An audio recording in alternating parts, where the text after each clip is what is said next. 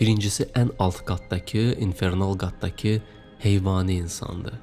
Bir daha deyirəm, burada insanları təhqir etmirik, sadəcə doğru diaqnoz qoyuruq. Bir həkim xəstəyə xəstəliyini deyəndə onu təhqir eləmir. Heyvani insanların düşüncəsi heyvandan demək olar ki, fərqlənmir. Bütün təfəkkürləri, bütün istəkləri ən primitiv hisslərlə bağlıdır, instinktləri və bədənləri ilə bağlıdır. Yemək yemək, şəhvət, seksual asıllıq, ləzzət almaq, həzz almaq, gözə xoş mənzərə, qulağa xoş musiqi və ya aqressiya, qorxu, bu da heyvani hisslərdir. Yığmaq, gizlətmək, yer üstündə dava eləmək, təhlükədən uzaqlaşmaq, ləzzətə yaxınlaşmaq, qənd və dəyənək. Heyvan insan zorakılığa açıqdır, birisini öldürməyə, birisini zorlamağa, oğurlayıb qaçmağa hazırdır. Tapdığını yığmaq, ovladığını gizlətmək, mayalanmaq, yemək, içmək, çəkmək, düşüncəsini bu fikirlər zəbt eləyir. Həftə ərzində dəfələrlə pornoya baxır, bir masa arxasında oturanda söhbəti eşitmir, gözü yağlı tikədə qalır, pulsuz bir şey paylanırsa digərlərini əzir, növbəni gözləmir, maksimal əlini doldurur və qaçır.